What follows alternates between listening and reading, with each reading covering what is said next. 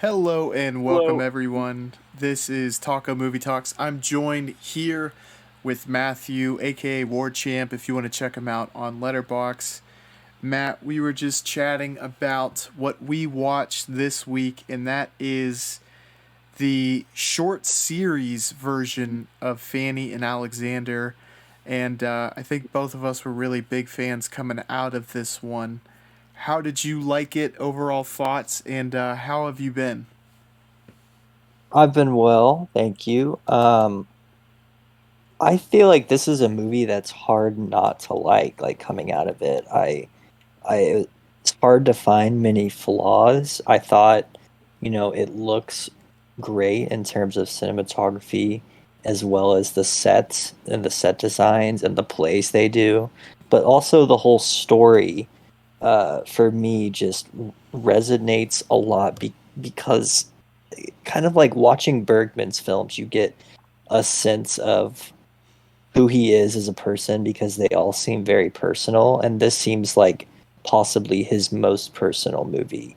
Well, as if you're watching him grow up and what his life is like, and also it kind of shows you maybe the basis for how he gets a lot of ideas for his movies. So that was, I think, the most interesting part for me. I agree. You kind of brought up a point in that all of his movies feel personal, and I would have to completely agree. And I think the main reason I feel that way is that he seems to have such an astute understanding of what he is trying to get across with each movie he's done. And this is a really great example of that as well. Yeah, and I think a big thing in a lot of his movies is it's all like family drama type of stories. I mean, like Autumn Sonata, um, Winter Light. That's more a mix with the church as well. But even like Through a Glass Darkly, um, all these films have ideas about family conflict, and you just kind of realize why after watching this that that's such an important subject to him. Yeah, and something I wanted to touch on is I've come to watch. I think this is the ninth Bergman film slash project that I've watched, and he has a lot of really great stuff. And while this I don't think has surpassed Persona as my favorite, this feels arguably the most well done. Does that make sense to you, and does that kind of resonate with you as well? Yeah, I feel like something about it makes it feel, maybe part of it's because it's in color and the color looks so good, but I've also seen a lot of other movies, color movies from him, but it's almost as, to me, this is like his pinnacle or peak of what he's been trying to say before, and he's finally saying, maybe, like, there's the family issues and the issues with religion, which I think are his two biggest themes. When I think of his movies, and my favorite one, Wild Strawberries from him, kind of is about old age, but also has these themes in it.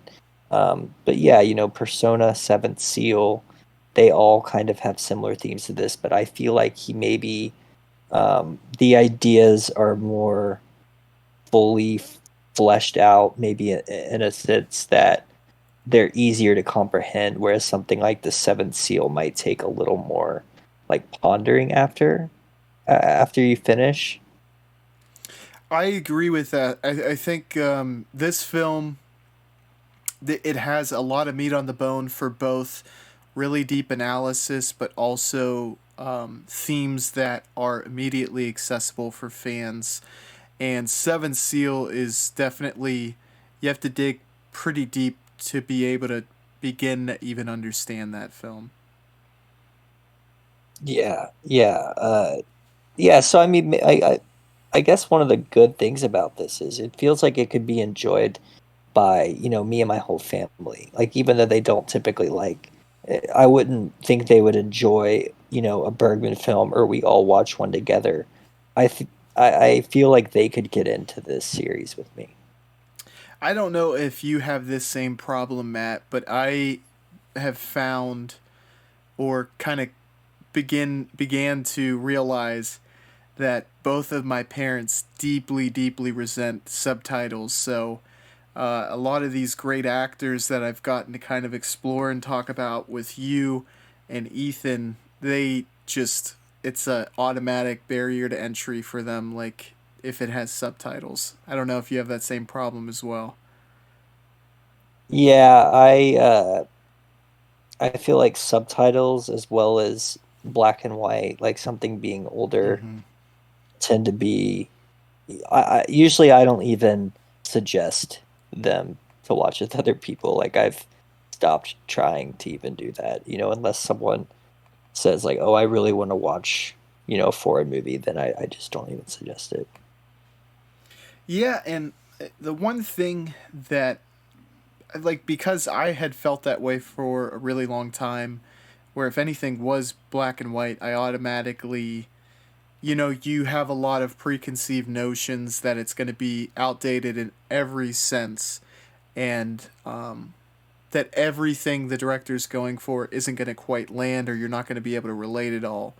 And kind of going back through Bergman's earlier stuff, you can still find that a lot of what he was saying then fits just as well now, which is really impressive for any author, artist, director, period.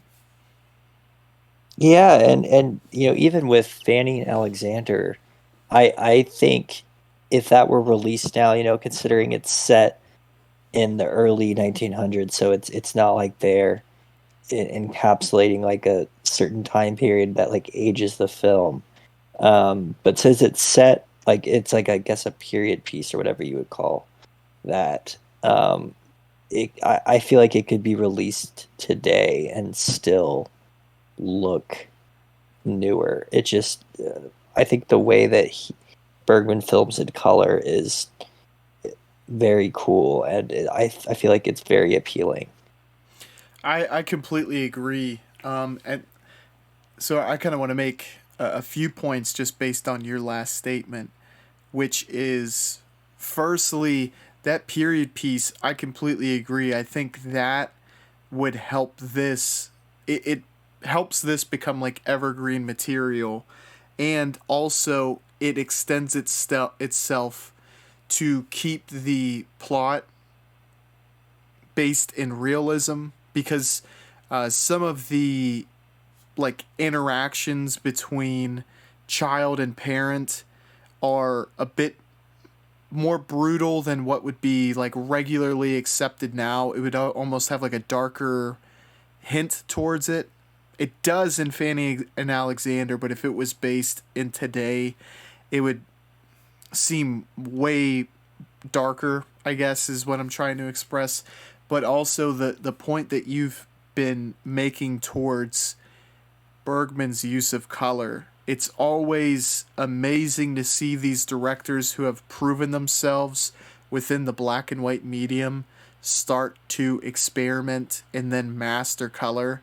Uh, Kurosawa is one that comes directly to mind, and then also seeing Bergman work with color, it is it's like they're able to use a new tool in their tool set, and they really seem to maximize its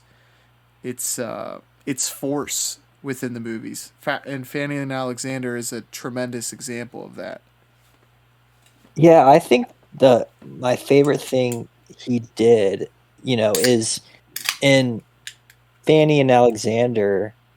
I feel like the Edward, the stepfather of Alexander, I guess he's a priest or he works for the church.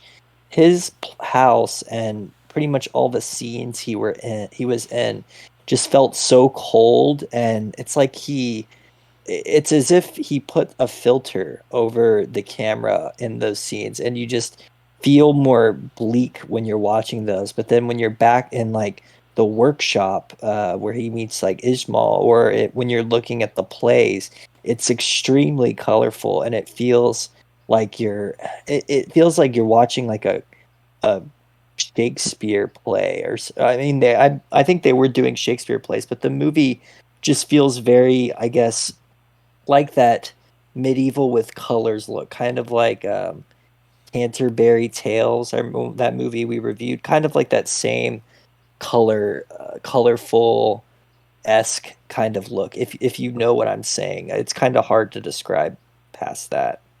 Oh, I completely agree. As with a lot of esteemed directors, Bergman really utilizes the kind of like vibrant reds at certain times, and in his filmography, his colored filmography, always utilizes it. And a lot of the greats, one we've talked about actually, Brian De Palma, they utilize that color to its maximum effect. And I don't think it's actually a coincidence. I think it's because that color has a lot of connotations in our mind. In that it feels like kind of a warm color, and also that it's extremely eye catching. But I don't know if you notice that through Fanny and Alexander, that those bright reds are used, but also that he's kind of used it throughout his career. Yeah, do you remember? It might have been the first podcast we ever did together. Talked about Cries and Whispers. That was the one Mm-hmm. where I think it was the most pronounced that I remember from all his movies, because I think multiple of their like mansion rooms or chambers were like just colored. The walls were just straight up red, and it looked, in that film I remember specifically, the set design and the use of red was stood out the most to me. It was I appreciated the most in that film from what I recall.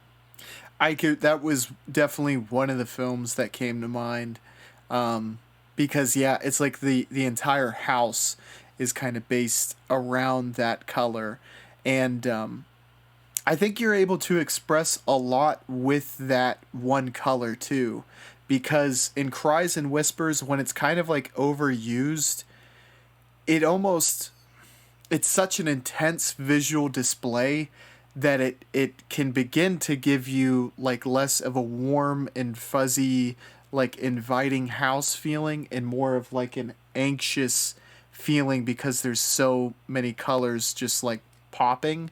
And if Fanny and Alexander is like, when you kind of see how it's utilized it to a lesser extent, then you can actually begin to like breathe, but also have that sense of comfort, literally just through use of color. Yeah, and it's, I feel like he's like thinking across his movies too, along with the color red, is like the way the rooms and the houses look. It's always extremely formal, and you feel like they're, very well off financially.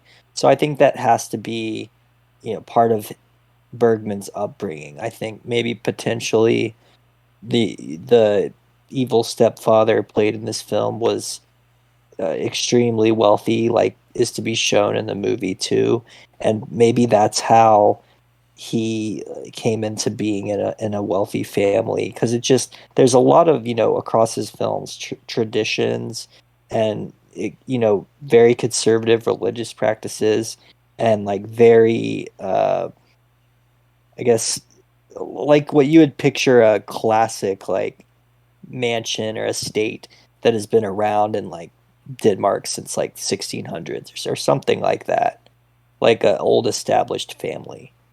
Yeah, exactly. This time period, the way that it's kind of depicted, it feels like a cross between like modern times and like feudalist times too, where you have like lords and castles and people who are like are wealthy or the high esteem, and because of all the kind of help that they have at the house, and also because of their like just grand mansions, or even I think the like the bishop stepfather character, his house seems like it is a castle because of like the concrete structure of all their bedrooms and whatnot. And so it's definitely a really interesting time period to set this movie in. Yeah, and I think, maybe this was when Bergman grew up. This might have been, you know, I don't know when he was born, but I'm guessing it was probably around 1910s or 20s. I would have to agree with you there. I've seen like seemingly recent pictures, but I don't think they couldn't have been like any newer than like the early 2000s. But just because of how personal a story this feels, I'd have to think that he bases it on his actual life. And I just looked it up. He was born in 1918 and died in 2007. So I'd have to think that he's basing a lot of this based on his actual upbringing. Yeah, yeah, I believe so as well. And it's also, I think, an interesting thing as well, how you get to see kind of the movie from his perspective. You assuming he's playing Alexander. I feel like a lot of the magical, things that happen and the mysticism from the movie is because that's what it feels like to be a kid a lot of the times. Yeah, I agree. Yeah, those supernatural elements could just be, the wild imagination of a young kid during that time, because I'm sure everyone growing up, I mean, you have the most vivid imagination as a kid, and then, as you age, your imagination starts to, I guess, become more rooted within reality. But you could believe at that time that like your imagination could very well have like real life implications, I guess, like what is done in this film. Yeah, yeah, and the imagining, talking to the ghosts and whatnot. Exactly. The one thing that I want to bring up, Matt, is that I guess kind of how well done and well crafted the first episode of this movie is, because at least in my viewing, like it was really easy to pinpoint exactly like the interesting plot lines that were progressed in episode 3 and episode 4. So it felt like, the back half was really like engrossing and really engaging. But I think the first episode is the perfect way to kind of set the stakes, or not set the stakes, but like give you a fully fleshed out image of what each character is, and then makes kind of the separation that happens later on in the story more impactful, because you realize how good of a family unit this is, and how much that kind of means to Alexander especially. Yeah, one of the first things I noticed from the first episode was the emphasis on plays Mm-hmm. and being an actor in a play, because I think of other Bergman films and he seems to always get that in there. Like someone in the movie is like a play actor or is involved with plays somehow. So that was, one thing that stood out to me. And then the fact that he's Alexander is in that family just made me think, oh, okay, this is for sure, a story of how he grew up, because the first episode is kind of, like you said, you establish the different family members, and then later on they kind of come back in different ways. Like, um, the scene where I don't even remember how they are in the family. They might be Alexander's uncles or something. But they're trying to bargain with Edward to not return the kids. And you see them doing things in the first episode, but then you do see them throughout the series as well. But to me, they stood out in that scene, and then it kind of brings it all back to the first episode, and you remember what they were doing, as well as the epilogue. The epilogue kind of mirrors the first episode too. You kind of see the family all back together again, and it's just very uh, cool to, I guess, see how they operate as kind of like a big family, but also a I don't know what the term for like the play crew is, but they're that, whatever the name is. Is it, would you call it a troop? I know you call like, I think so. Yeah, I think that's right.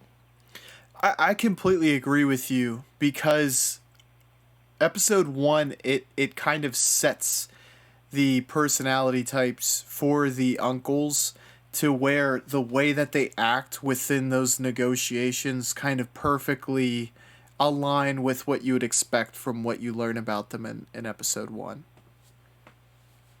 Yeah, and I feel like a lot of the side characters are comic relief in a way. Did you get that feeling? Especially the uncle, like I completely agree. Yeah, the uncles definitely feel like that. Yeah, and then they kind of bring in, their own. I'm thinking specifically, it's hard to not like jump around. I kind of wanted to go episode by episode, but I'm thinking of the scene where he's like the scary part. I think you mentioned it in a message to me, where he's Alexander's in the that workshop room and they pop out and then he goes and talks to the character who I think is one of the most interesting characters, but you only see them for like 5 minutes. The Ishmael and the brother Isaac or Isaac. Mm. I don't know. I'm getting the names confused, but that was another scene that stood out to me in particular. And then you also kind of bring it back again. I remember seeing them in the first episode, but you don't really know much about them. Do you know what scene I was actually like, as far as the horror elements? It was right after Alexander got whipped by his stepfather and he was forced to sleep in the attic of the house, and the ghosts of the stepfather's prior daughters were ghosts in the attic, and it felt I think it was like maybe a minute or two scene, but it just felt like it understood horror and just like was able to play a perfect horror scene. I thought like even the editing and how they edited from that scene to the next was like, it felt really well done for like trying to get across how scary it was for Alexander to sleep up there. Yeah, I remember that part. Because the two daughters, they look kind of like ghostly and their Mm-hmm. skin is kind of strange. Yeah, I never realized there was a lot of interesting parts to Edward's story as well. And that was something I never knew if it was true or not by the end, because I remember him saying that something happened, but the reason they drowned was not because of him. And it's hard to believe him, but you think maybe did they try and escape because obviously he likes to trap them inside, and then maybe they drowned while they were ascape, or did he actually kill them? That's another thing you don't know. And also, I think we could talk a lot about Edward as a character, but I wonder where his like his cruelty comes from, and if this is just a depiction of someone who might be like sociopathic, or if he has some kind of, or if like his dad treated him the same way or something like that. Yeah, that's a really valid point. Because it seemed like he had he had good intentions, and obviously, as the old saying goes, the path to hell is paved with good intentions. Where it seemed like he was kind of blinded by the fact that in his mind this was like the best way to raise children, so he wasn't able to like self analyze or course correct because of the way that people were kind of not reacting well around him. So he almost had the expectation that people would adapt to him, and that it shouldn't be the other way around. So I completely agree. He's a hard character to kind of crack that shell because he's so there's so much depth to him when you go into his backstory, and then especially the way he acts with Fanny Alexander and their mother, to even begin to dissect if he is like truly a horrible person or not. Yeah, cause so there are like a couple of things, I wanted to talk about on this subject. Um, One of them is or just one thing I was thinking about was, so at the beginning when he first meets Alexander, he's kind of acting, you can kind of tell he's a bit mean, but Alexander not liking him seems to make him really hate Alexander.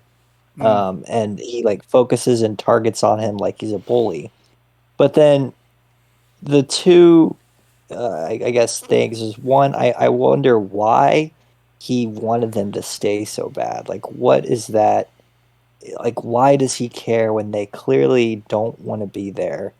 I don't know. Is he just, it's hard to say he just wants to keep them for like evil purposes. You think maybe he truly wants a family to love. And then there's also the dynamic of Alexander, especially having his father had just recently passed away.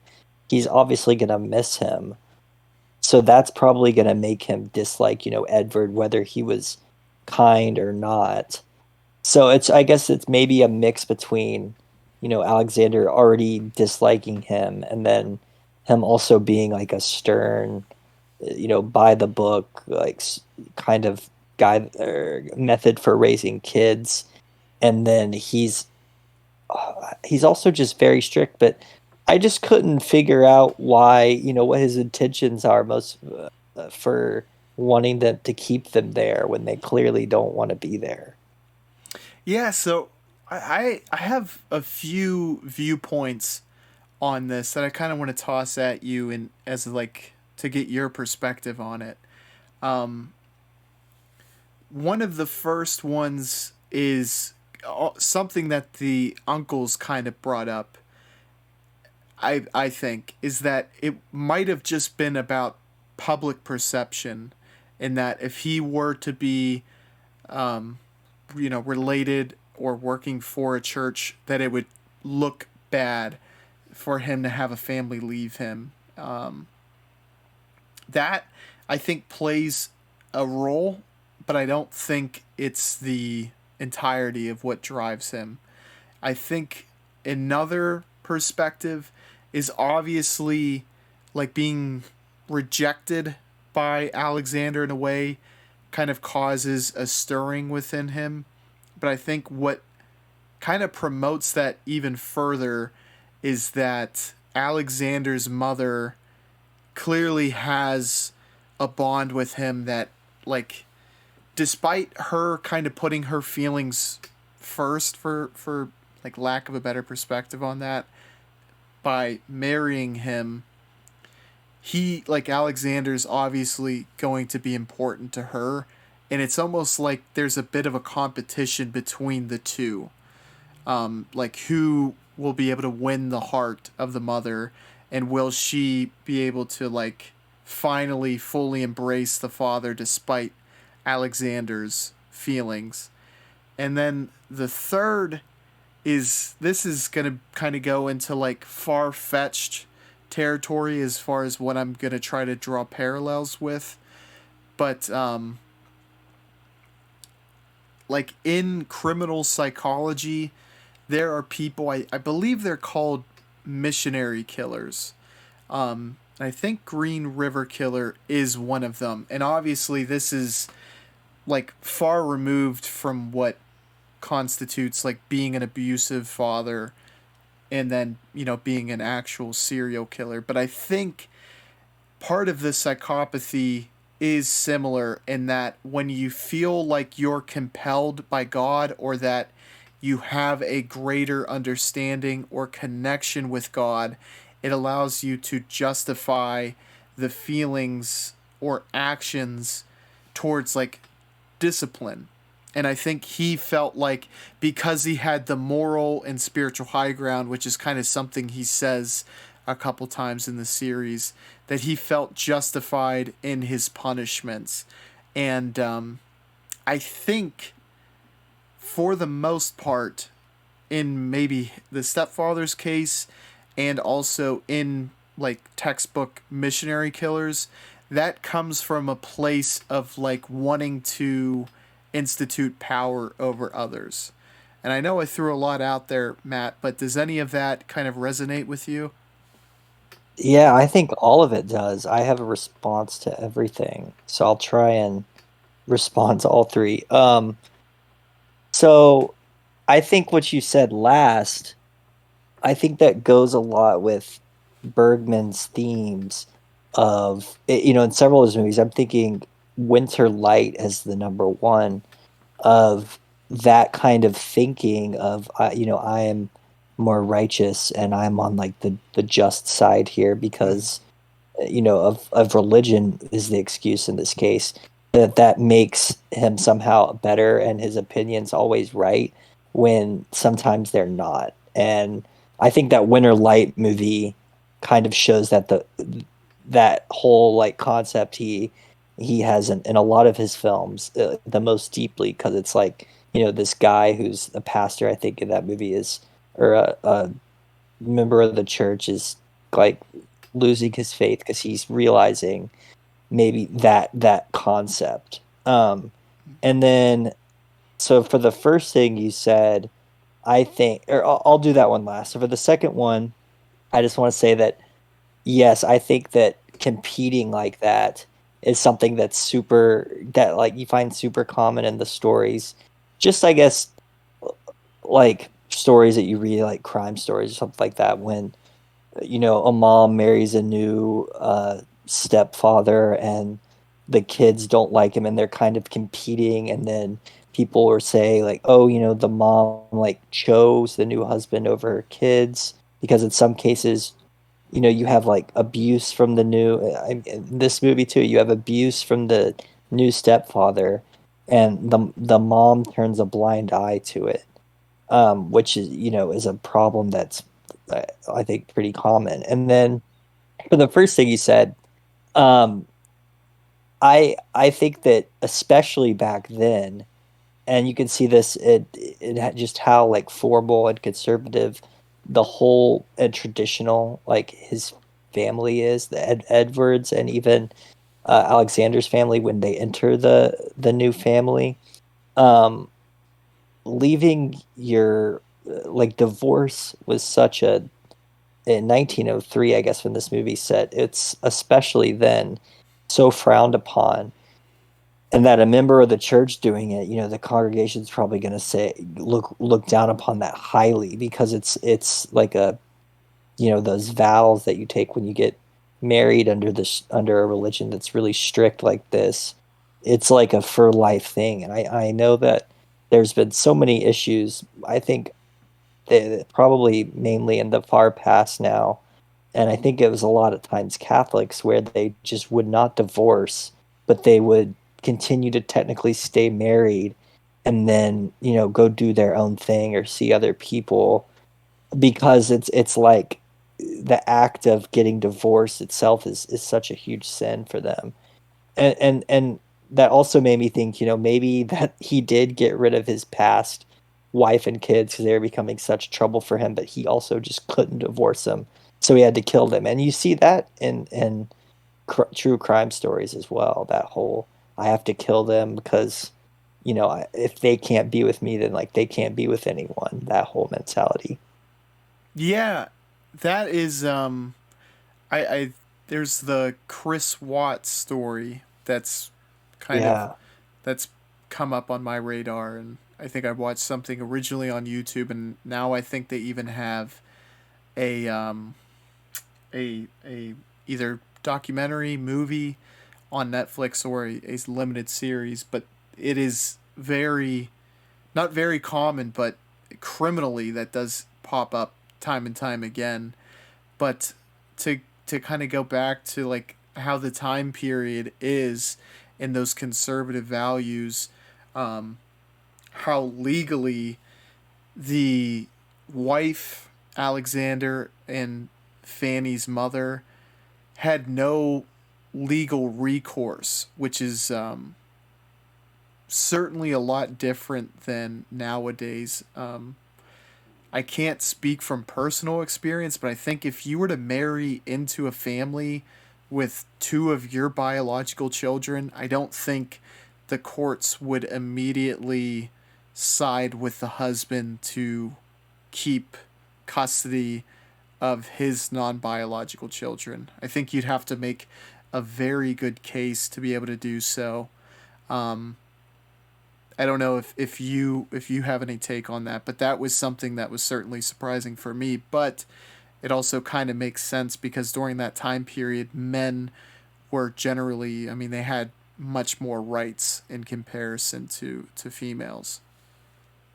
Yeah, that's the big difference. I remember in the movie he says, if you leave me, you're gonna get in trouble with the law because of this like deserter law they had, which I guess meant that you literally can't leave your husband as a wife, or it could be, and I guess maybe the contingency is there have to be kids there, and then it's as if you've like deserted them, which obviously isn't the law today. It's more like the court is gonna determine how like best possible they can who deserves rights, to the custody of the kids. And today, they would just, probably have a bunch of people come in and talk about the abuse that Edward was, bringing onto the kids and then the wife. And plus, it's not even his biological children, so it's almost undoubtedly she gets him. But back in those times, I think that situation that happens in the movie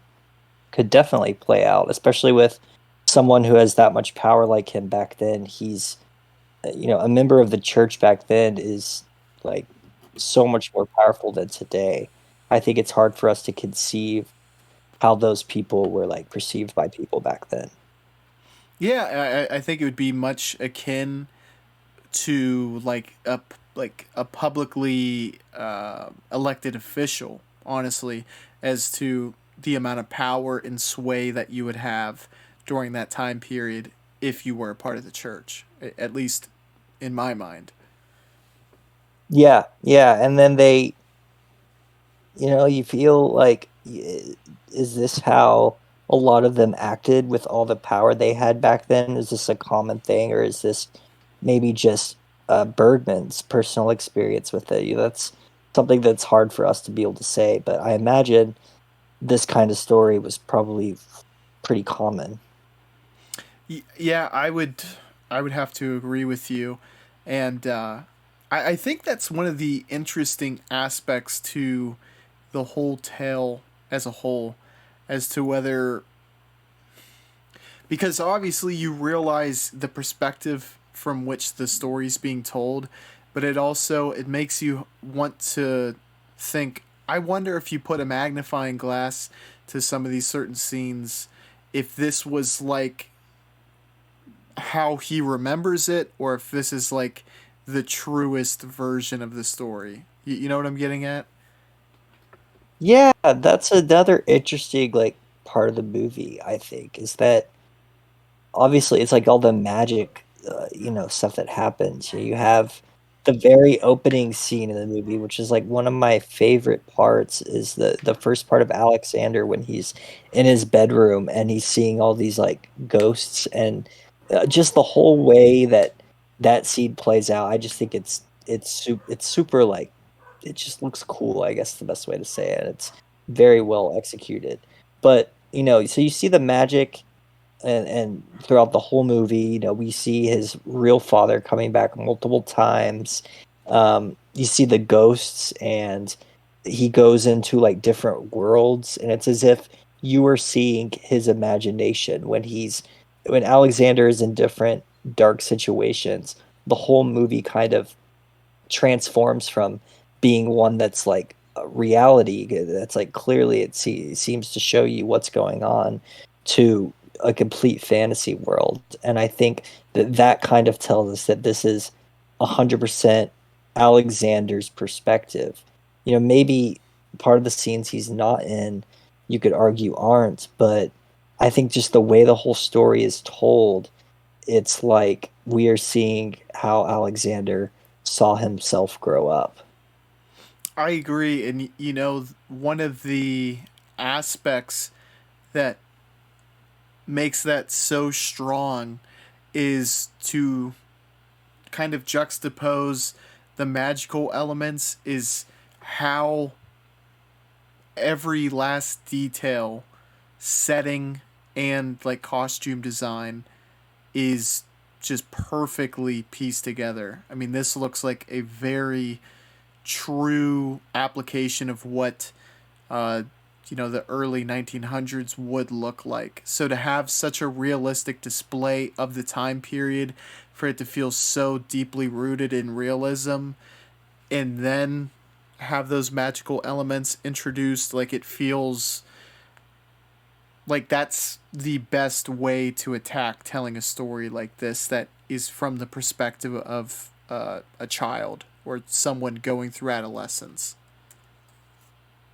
Yeah, and did you think that maybe the way some of the people acted might have been totally from Alexander's perspective? Like maybe they weren't really like that, but maybe Bergman's writing all the characters specifically to his memory so that they act a certain way and maybe they're a little more exaggerated. Yeah, I think in particular, like one of the uncles, um, like the uncle that gave the speech during the, is it the prologue? Was that the one at the very end? Yeah. Or He, the Yeah, yeah.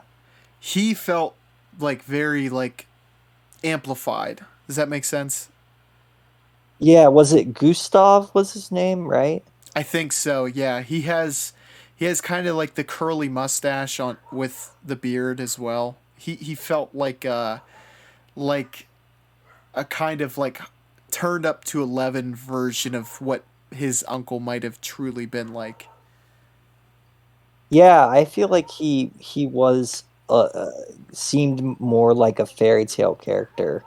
And the same thing with, I know I've brought this scene up, um, but the part where the Aaron guy and he says his brother Ishmael, but then it's played by a girl, and he's like, oh, she's like, or he's the most dangerous, or he's like extremely dangerous, so we keep him in this cell. And then Alexander goes down there, and I think that's like one of the most interesting parts of the movie because that's kind of like the climax, that part. And then after we see the mom and Edward um are in that, the whole sleeping pill thing, but it's like Alexander gets to like see what's happening before it happens, and that Ismail character like guides him in a way, so it's like you don't know if that part is kind of like him dreaming or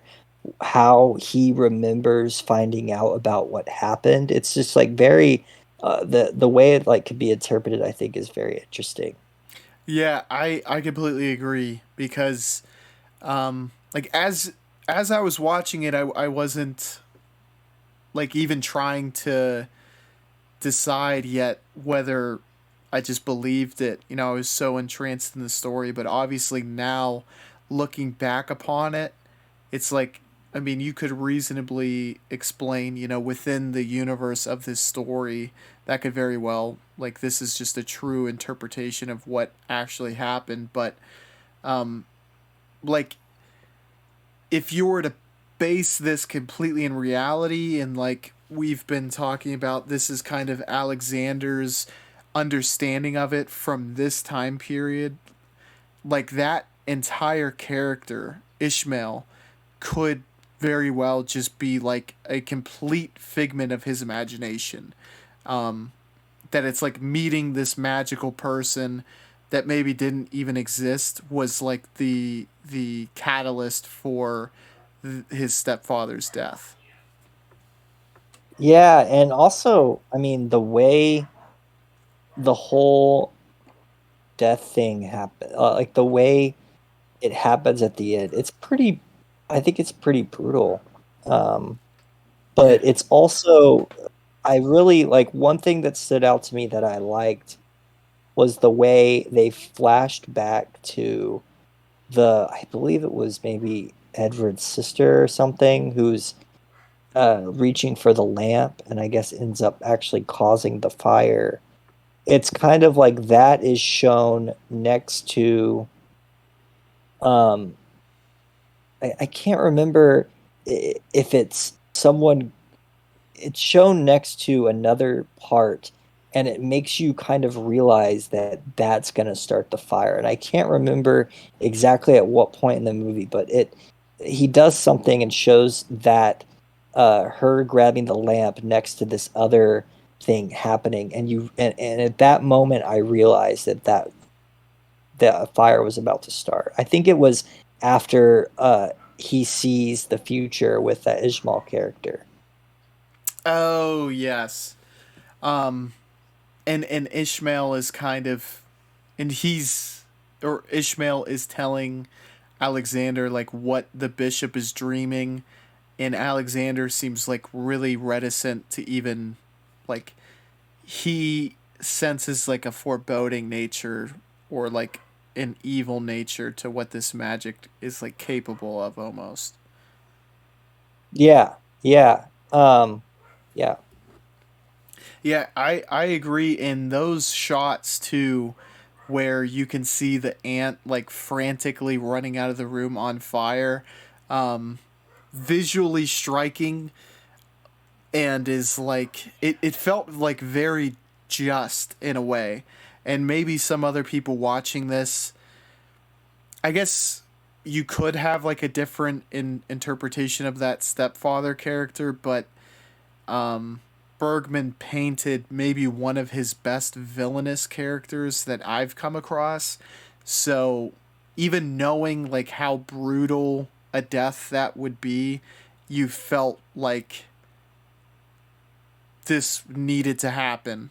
And I think being able to put the audience into that mindset is clearly how Alexander felt as well. So it kind of accomplished what it was trying to, that message it was trying to get across.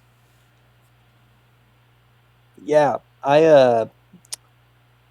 Oh, I remember another scene I wanted to talk about. This scene was actually the climax of the 3 hour version, if I remember right, when they get the kids in the trunk, and then he goes up, and it's like they're still there, and then they get away anyways. That was another. There was a few times where the way the magic was used kind of like shifted the story to where not only are you like seeing a scene that's obviously a fantasy, but the way the story plays out doesn't like logically connect. Like he goes up there, or you see the kids get into the chest or the trunk or whatever it is, and then he goes up there to check. Edward does, and you think that, oh, he's about to see that they're not there and he's gonna lose it, but then he sees that then they're there like face down. It looks like they're asleep, but then really they're in the trunk, and the guy like does some sort of like, it's like a there's a lightning bolt or something. Do you remember that part? Yeah, that was one of the biggest head scratchers for me watching it. And I have this might be like the incorrect interpretation of it, or not interpretation, but just like a thought. Um, he told I don't remember the lightning bolt, so I'd like to get back to that after I kind of propose what I thought might have happened because I was trying to piece it together to where it made more sense. Obviously, this story has magic being used in it, but I thought this was more of like because they have all those like puppet things. I thought the reason he told them to take their shoes off was to buy time by having like two puppets that kind of look like Fanny and Alexander in the room. So he got there and didn't immediately realize that they weren't really there. But I think it could just be like a different way to interpret it because it looked like them. It didn't really look like puppets, so it very much could have been magic as well. I'm not really sure. I think you're right. I didn't catch that part where he told him about the shoes. The I don't know if it was the lightning, but like when he goes when Edward's going upstairs, there's it like flashes back to the character, and it's kind of like more zoomed in on him, and it's like he's praying or something, and then maybe it's thunder. I feel like there's a flash or something, and then the scene cuts, and he's coming back down, and you don't know if he's gonna find them or not. I think I do remember that because it seems like there's maybe a storm going on as this, like negotiations or what have you are going on. It's very foreboding, and yeah, it seems like it's like a critical point that it's as you're looking at the stepfather's face, you're like kind of waiting to see if he'd uncovered the, I guess, subterfuge, if you want to call it that. But first of all, that scene was all spectacularly done. But I think I do remember like specifically what you're talking about. And I was like really on edge during the entirety of that scene because you feel like one, are they going to get away with it? And then it feels like they're really not going to be able to, but ultimately do. Yeah, yeah. Um, what did you think about the mom, Emil? Hmm. So, episode two, I was like, I started to kind of not really like her. And then episode three and four, I started to like actually really, like start caring or sympathizing and empathizing with her more and more. But that episode two, that was like a really good turning point for the entire plot. And that is where I felt because the scene where she introduces Alexander to the stepfather was like an enraging scene. And I don't know if you felt the same way, but I was like, dude, that stepfather is such an ass. Just the way he would like kind of hard hardly pat Alexander on the back of the head. It felt very patronizing and like just kind of belittling. And because she like was kind of just accepting that and set in motion that confrontation, I really disliked her that episode, but she was able to kind of grow on me again afterwards. Yeah, that scene also enraged me. Like you just said, it's like the hard patting on the back and like seems like he has like grabbing their face and stuff, and that's just like, oh, it's like such a something that you don't want. It's like very dislikable. But yeah, it was like that. I guess going back to that concept we were talking about briefly earlier. Um, or it's kind of like if a stepmom or a mom marries a new guy, and she might, neglect the kids because she's so infatuated with him at the time. I felt like it was like this shift, um, where before, she's just seems like she's really likes the plays and she's having a good life, and then it's like he puts her under a trance or something like that, like you would see with, maybe someone who falls really hard for a guy who ends up being abusive or something like that. Like they're very infatuated, but they can't see past the obvious like flaw, which is that he's straight up being like kind of mean to her children, and she doesn't even realize it. So I felt like she was.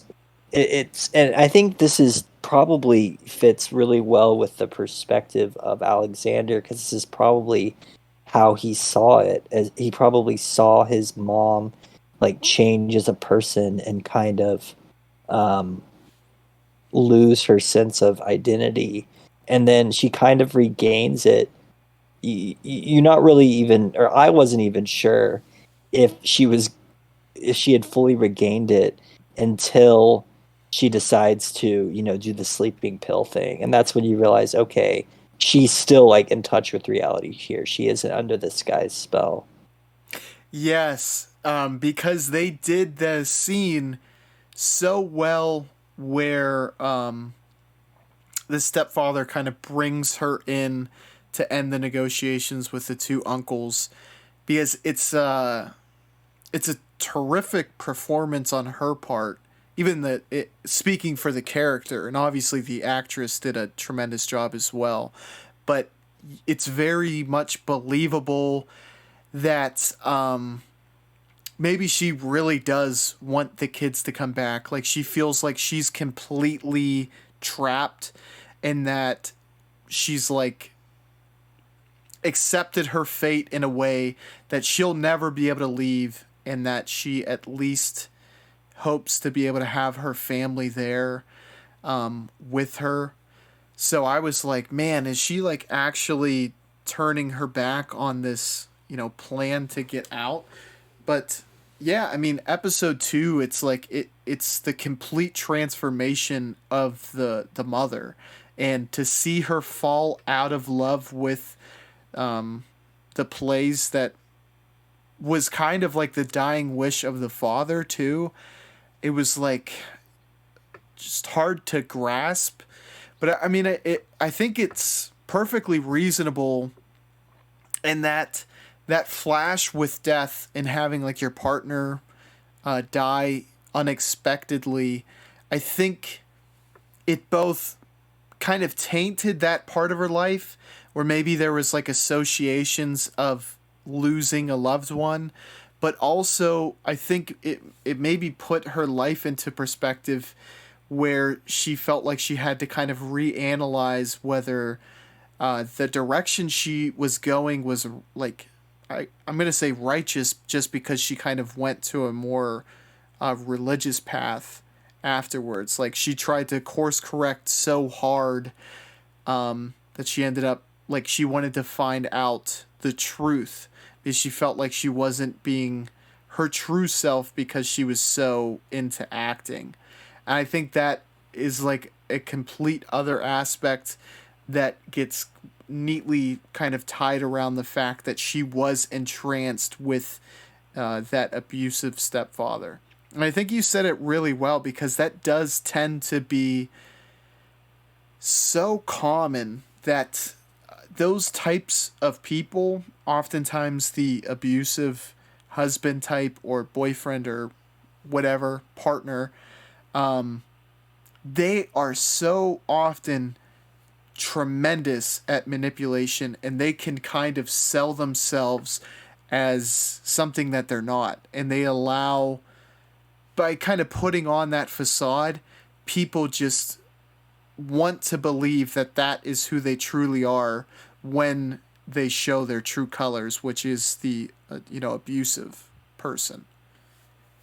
Yeah, and I'm that second episode is so sad. The scene where the father dies is like very upsetting. At least to me, it was. And you see Alexander doesn't want to look and come see, and it's very drawn out. And so that kind of like slaps you in the face when that happens, and then right after, just moves into the stepfather, and you're like, well, who's this guy? And then he's immediately uh, showing at least to the kids that he's gonna just be incredibly strict and not fun. It's like he doesn't even try to appeal to them. I think one of the first things he's telling them is that they have to be like disciplined around him, or they can't be doing a certain thing, and he's trying to get them to agree with him. He's extremely controlling, and I think a character like him is probably seeking out a woman that already has kids, because it wasn't even to him. Another one of the scenes that I keep bringing back and mentioning because it sticks out to me so much is where the two uncles are trying to negotiate with him. And that's kind of when you realize that it's like all he cares about, at least at this point, is controlling people. It's not even about the money for him. It's like and it's not even that he just wants a meal. It's not like he's one of those characters where they're just obsessed with maybe like having a bunch of sexual partners, or just having to have this one person. It's like he doesn't just want her. He has to have those kids too. And then it brings it back to, is it the public image thing? But it also seems like it might be more than just that. Like he desires it, but because at the end, before like there's this one scene I feel like where you get a sense that he might have a caring side, and it's when he's really upset at that night. They're like looking out the window, and it's right before, and she's about to give him the sleeping pills, and I think maybe it's because he was planning to give them to her. um it's just it's very that part was made me think a lot, and was kind of just maybe not confusing, but confusing in the right way. It's where I was trying to figure it out. I want to speak about one of the scenes you mentioned, and then I want to throw a question at you that kind of applies to what you just were talking about. The first scene that you mentioned that I thought was spectacularly done was the scene where Alexander went in to meet his dying father, which that emotionally resonated so well, because I think it reminded me of like seeing a dying loved one, and like the feeling that you obviously you want to see them, but there's also like a very strong negative force where you're like, I don't want to see them dying either, which makes it very difficult and like truly believable for someone at that age to like be scared and really hesitant to put themselves in that situation. So that entire scene was super well done, especially Emile, the wife, like mourning the night after the death. Like that was one of the most guttural performances that could rival the one from Cries and Whispers of the dying sister. It just like it felt raw emotion. It was great. The one question I wanted to throw at you, Matt, that just kind of struck me while you were talking is, do you there might be a motivation on the bishop's part, the stepfather, that he is like desperate to have that family unit around him because he lost his family previously, and that might be why he's acting the way he is. I don't know if that is like the sole propelling factor behind everything, but I think that is a deeply seated one that I didn't immediately realize until our conversation now. Yeah. So like what you first part, I am, and I completely am with you there about that being one of the most harrowing parts, with her like screaming. I had to turn it down because I wasn't expecting to last that long, and I was just like this is pretty upsetting. It just goes on and on, and yeah, so that part, it you can like feel the emotion Mm-hmm. in her voice. Very, just very well done. But yeah, I like, the more we talk about it, the more I find Edward's character to be possibly the most interesting, at least for me, and that I kind of more interested now in who he really was um, in Bergman's life, and what was what was his position in the church and whatnot. But to your point, yeah, that's something I didn't really think about either. I was just I kept thinking, he's just always been like this and he's just one of those people who's really strict.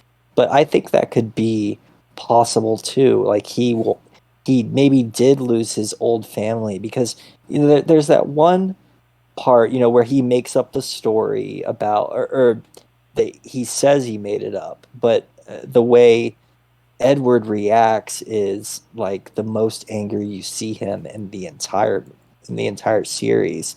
Like the fact that he punishes him so strictly and that whole thing they go through where he's just like really trying to make him say that it's not true and that he really doesn't think that. You can tell it like it went deep with Edward. Like it really affected him. And so that is another thing that it's back and forth. You don't know if one like he really was responsible for their death and maybe he either just feels bad or he doesn't want people knowing. And then, two, he that loss like broke them, or maybe he was Hmm. really strict like he was with Fanny and Alexander, and they like tried to escape and they really did end up dying. Like what they told Alexander in that fantasy horror scene. Like they're like, I remember them saying, "Oh no, he didn't. He wasn't responsible." If I'm remembering right. Yeah, I believe you're remembering right. In that scene, I think they say that they were ice skating and one fell through, and in trying to save the one, I think all three died. Yeah, so that makes you think, maybe there's just this terrible accident and he's never gotten over that and he's trying to replace his old family and he like doesn't want to let him go. So it brings up like potentially Edward used to be a good guy and maybe it just totally broke him and now he has this obsession with having to have this family. Yeah, and honestly, I think something that could explain like why his behavior seems so abrasive is that he's trying to force them to be his previous family, and like trying to force someone to be someone they're not, and doing it so sternly, it's going to come off like not well, obviously, and it's going to put you at odds with one another.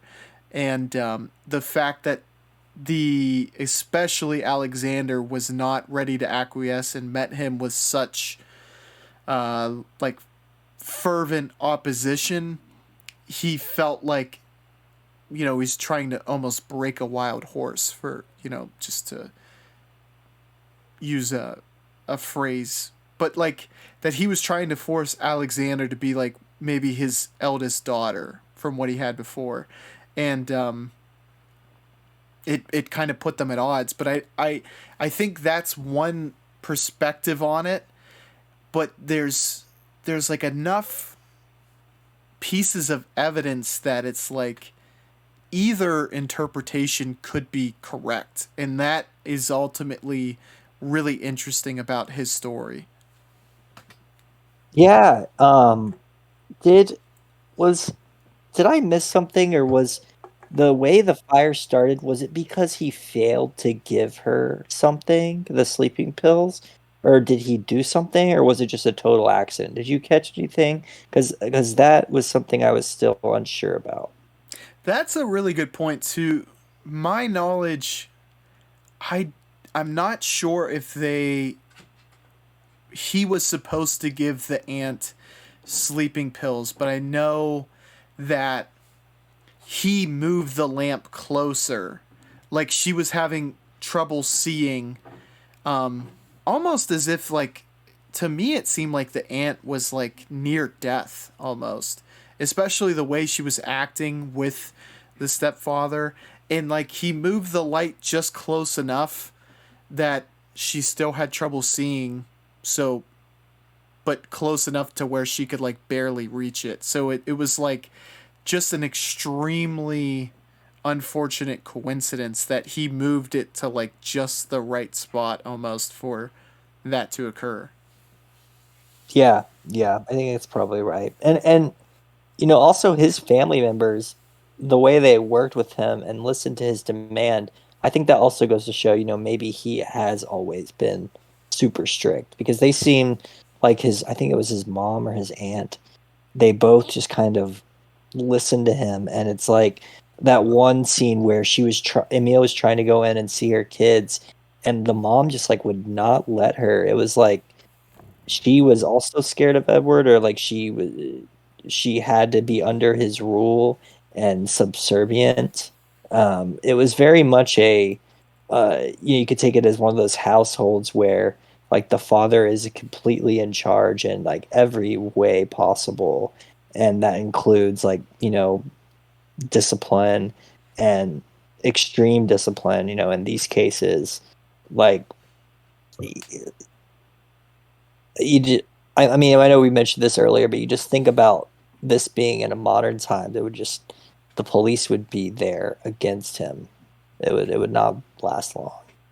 Yeah, exactly. And it seemed like his mother and sister had an expectation for the house to be ran like that. And I think the stepfather, he kind of alludes to the fact that his father was even more stern and brutal than he was, and like that he felt like he was like progressive when it came to like household discipline and how he treated his family, which is like kind of funny when you think about it, but also I would have to think that, he maybe also came from a religious background, and if I were to try to like imagine what late 1800 religious families were brought up like, I would think that, it probably would be extremely like tight ship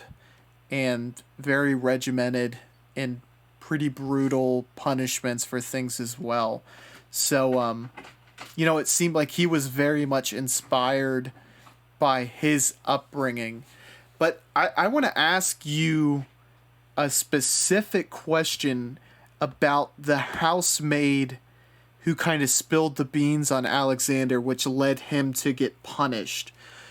What did you make of the her hand that she said that she had the hand torn off of her hand from touching one of the doorknobs?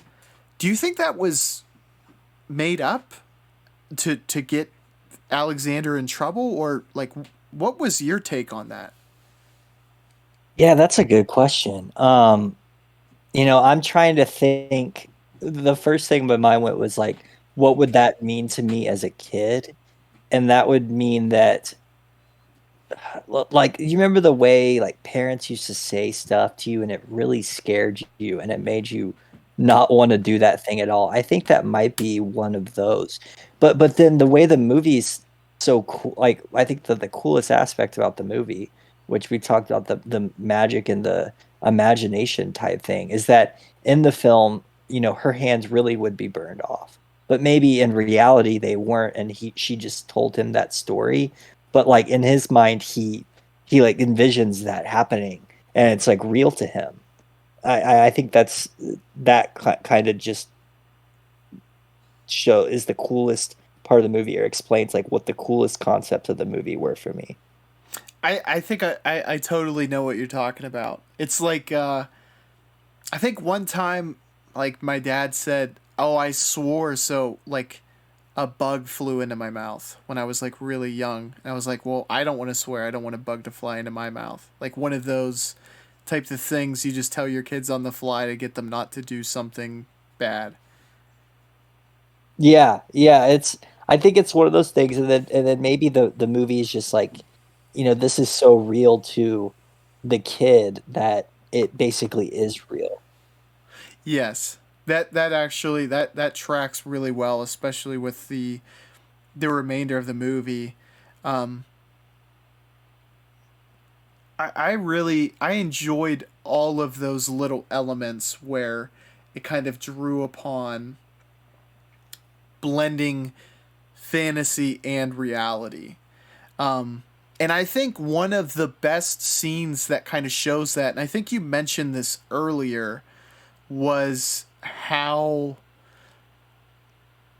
like the one puppeteer, like he was performing as God, as like in a way to scare Alexander, because his perception of what was happening at the beginning was completely different than what you see like once he figures out it was all a ruse. Yeah, it's um and then that's like the horror element right there. It's like the horror is the fantasy, and it's when you're scared as a kid, it kind of makes that turns it real because the way the movie makes it look, you think this something like bad or weird is happening. And then I think the cool part about that one in particular is that up until then, most of them had ended up just being completely fake. But it's like he made that into a real scene. It's like that guy was just trying to scare him. And if it were filmed like that, it probably would, just look like he was just creeping around and not very interesting. But when it's blown up and it looks way more like heightened and I guess just seems more real from Alexander's perspective, it becomes scary and then it takes you out of it, and it kind of really shows that line that's drawn in the movie between reality and his imagination is blurred. And another way I think he does that really well is by showing, the ghost of his dad, and then at the end, the ghost of Edward coming back to kind of talk to him. Yeah, what was really interesting, and I'm wondering if this is just a an imagined conversation, but it makes you question how real everything is when the grandmother has a conversation with the deceased father. Do you recall that conversation? Because like to Alex or Alexander's knowledge, like that conversation never happened. And as far as this story goes, is this a conversation where it's like Alexander believed the father to talk to all of his family and that it wasn't just isolated to him, or whether it was like a true supernatural event, I guess. Yeah, that I do remember that scene because I remember when that scene happened, I was like, for a second, I knew it was him, and I thought he was gonna go away, like after like a minute. But he stays longer, and it's like she's having a full-on discussion with him. And because at first I was like, wait, like, did the movie skip to where like he's still alive or something? Because he just, in the other ones you can kind of tell he's a ghost. He's kind of just looming around. But in this one, it's like he's seated at the table, and I thought for a second that this was happening when he was still alive, or it was a flashback. But to what you're saying about this just being his perspective, and Alexander wasn't there. I guess it's another part of the movie is it seems like there's his imagination, but it makes it like these people who have died or these ghosts stick around before they go to heaven. Is like, so I remember Alexander saying like to his dad, like, why don't you just go to heaven already?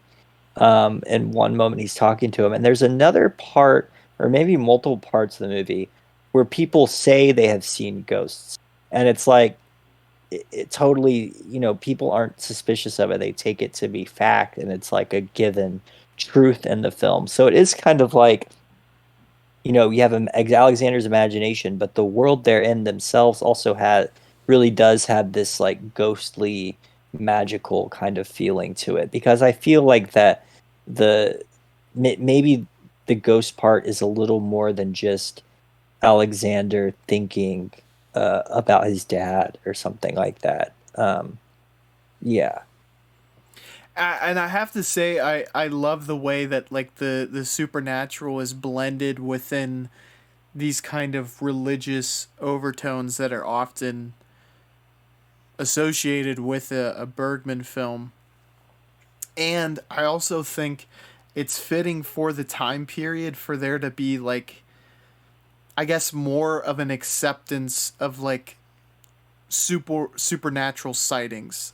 You know what I mean? I would imagine people were, and I could be completely wrong on this. You could maybe make an argument that people would be less open minded, but I feel like that time period, because there's just not as much of an understanding of, science, that you would be more open minded to ghosts. Like this feels like a time period where ghosts were probably more often kind of discussed openly without fear of people like kind of trying to debunk them.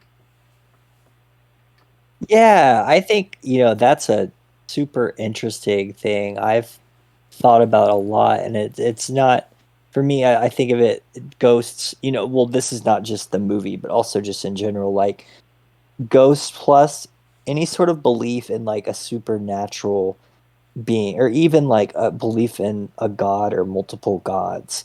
Because I think that, in my opinion, a lot of the way people express, like, say, you say like the sun comes up and you see it every day. When people didn't scientifically understand what that was, they just gave it a new kind of name, and it was like a spiritual thing. And now it's like a very like the sun is this, it's factually this is happening.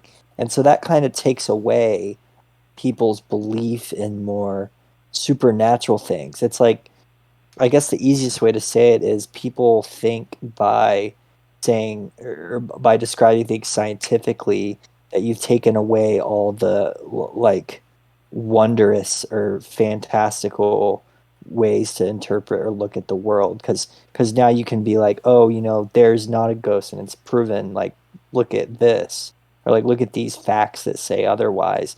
And back then, that wasn't happening, so there was kind of more room, I guess, for people to believe in that kind of stuff, which I kind of like that more, because I think it's more imaginative and it's more fun, and it's more boring when when there's an answer. It's just like, oh well, the answer is just this, and it's just like a number, or something like that, or just like an equation. Yeah, that's just not that fun. It wouldn't work well for a movie either. I completely agree, and it makes this time period, the setting of this movie, like it helps open the doors for all the possibilities in which it went. And one of the things I think I might be reiterating this, I said it to you whenever we were kind of just having discussions previous to this, and I think you've even stated it like in this recording, is it felt like Bergman was able to like fully explore all of the aspects that he has, like, are his just pillars of strength when it comes to filmmaking. Like religious themes are one of his strong suits. Familial dramas are like well within his wheelhouse, and he, even by utilizing the supernatural, like you're able to get like something that he has doesn't really show very often, but is also something he's shown great strength in. Like Hour of the Wolf is one of my favorite horror films, and I know I think I had said to you, it's like I wish, based on this and also that entire movie, like some of the scenes he had in this, I wish he had done more horror. But I just have to say, like, it was a complete ensemble in what he brought thematically and what he was all able to explore with this movie. It really felt like this was like an attempt at a magnum opus for him. That's, I guess, the way I would try to describe this movie to anyone who hasn't seen it yet. Yeah, I think have you seen the one called The Silence by Bergman? I don't believe so. Yeah, that I think you would like that one because it is pretty, it's not like a straight up horror movie like Hour of the Wolf, but it's more like unnerving and kind of creepy like he can kind of do in a lot of his movies. And I was just gonna make the quick comparison. Like I think in like Persona, Seventh Seal, and the Silence movie I just mentioned, he and even this one called The Magician, he likes to like play around with supernatural elements. I think that he does it best in Fanny and Alexander, but like you were just saying, it's that religious theme, and I think it's he ties in the religion to this supernatural aspect of that. It kind of makes like a lot of the times he'll show you on screen what would be happening like if that religious belief were 100% true, and then he kind of makes it like scary or creepy in a way, and it like affects the movie in this, you know what I mean, like Seventh Seal for example, like the Hmm. fact that you literally see the devil walking around. Yeah, that is such a like a unique and creative way to kind of explore those topics is because we have like a weird type of relationship with religion in modern times where it's like something we acknowledge exists but it's like it's not a large part of our reality as we understand it. That's the best way I can word it. But like what you're describing is like a super creative way to inject that into a story, which is like, okay, let's look at this from the perspective if it was a like always existing part of our reality, and how would that shape our narratives and how would that change our way of lives, which is like a really that's a unique way to storytell.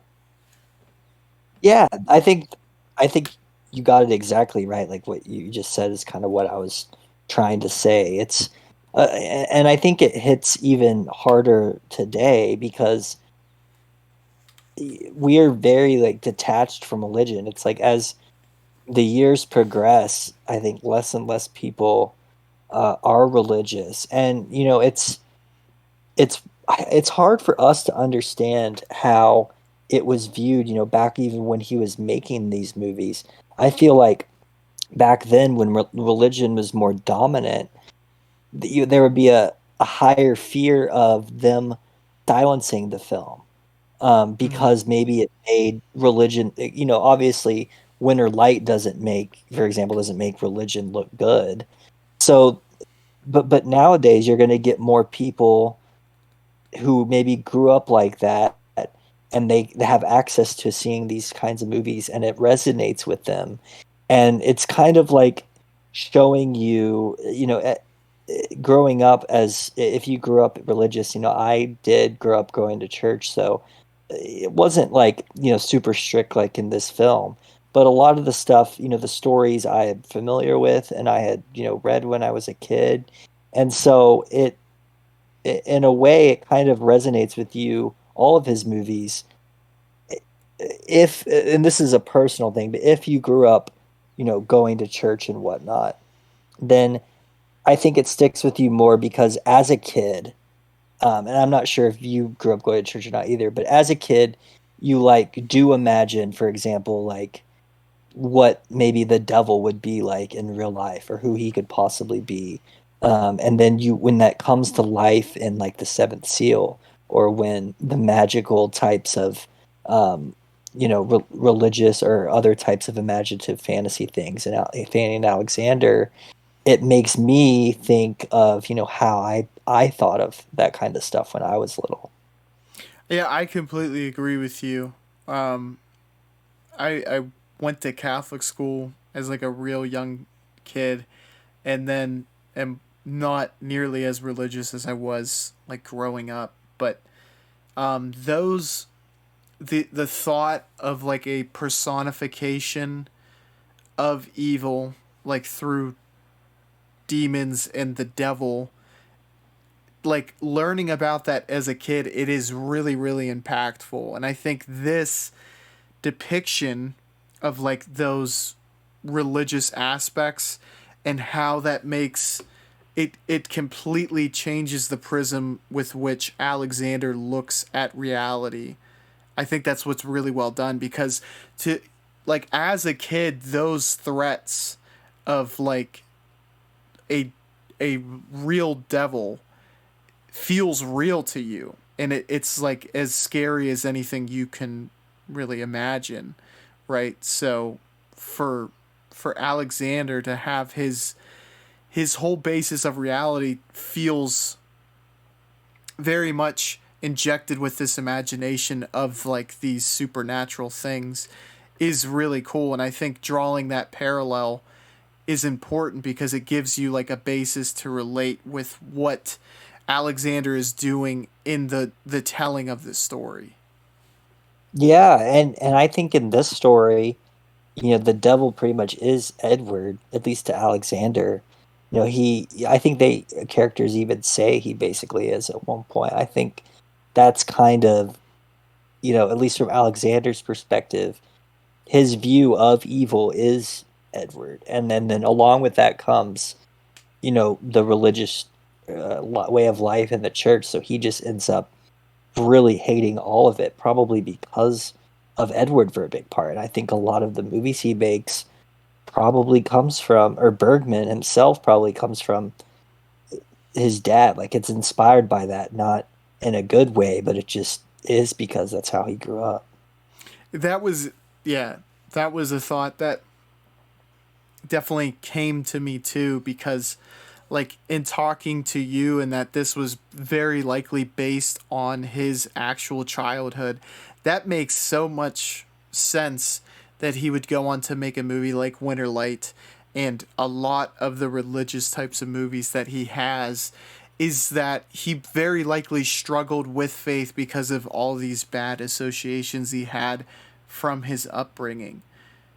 I think it's equally important too that the personification that he found as like a demon slash like a personification of evil, he found out to be human, because that is like an important aspect of growing up, I think, because I'm sure you can relate to this too, Matt. Like as we said, like when we were kids, like you think of all these stories in the Bible and the representations they have of evil, you think of it as like this, like truly a supernatural type of being. And then as you get older and experience life and like the true evil that exists in the world, you start to understand that it's human nature and what we're capable of that is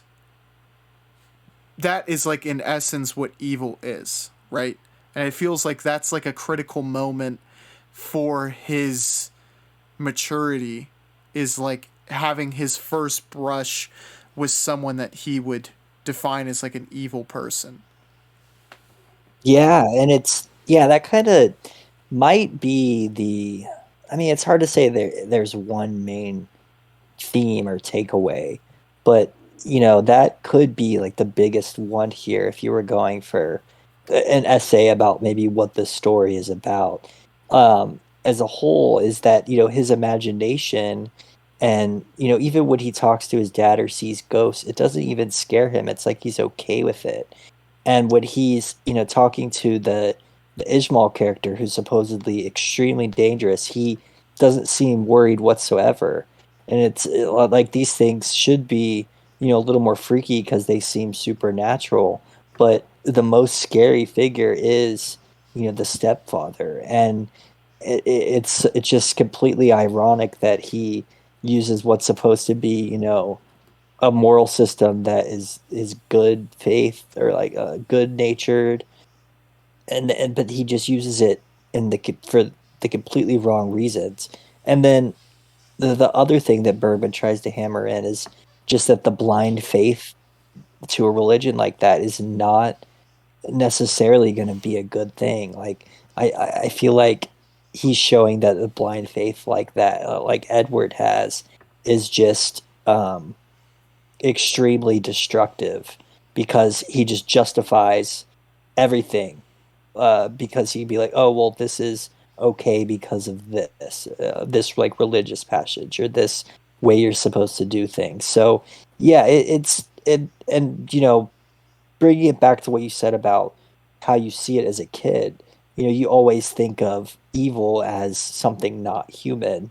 And then as you get older, I think, one of the things I realized was just how evil is basically only comes from humans or human actions. It's not some like otherworldly thing or supernatural thing that causes evil. It's just the people themselves like create it.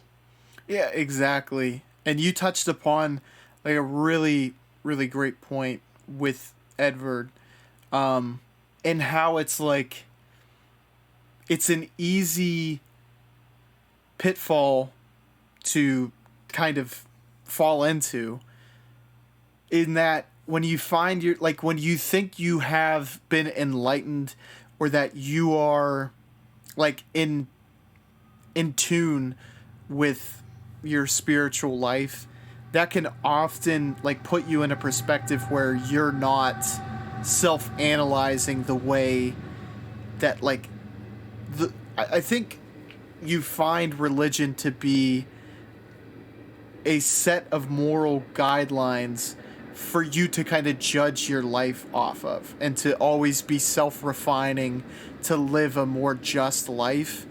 But there's like equally a pitfall, and I think you can even see this nowadays, where people think that they are, you can oftentimes put yourself on a pedestal if you think you're like more enlightened. And like Edward feels like a perfect representation of that in an early time period, but it still resonates true with me. Yeah, it's like Edward would look it's like you have these 2 big contrasts, like the play people or the play troupe are more open-minded and kind of seem to have more fun and, uh, you know, there's obviously some downsides to them, but then you get on the opposite, the Edward's point of view, which he would look down on the people in the play and think he's better than them because he would think he's living his life, completely correct as he would think, and, they're living their life completely incorrect, but then, the movie just goes to show that's not always the case. What did you make of, or how did you appreciate the ending in which Maj, she's the mistress of the one uncle, her wanting to leave like as Emily comes back. Um, what do you think this? I guess the story was trying to present there, because it's ironic that she would want to leave a situation that Emily was so like enthusiastic to return to. I'm not sure, because you see them and they're talking about her at one point, earlier, and Kristoff doesn't really seem like he cares, but then it's like he really cares towards the end. I'm not really sure. What did you think about that?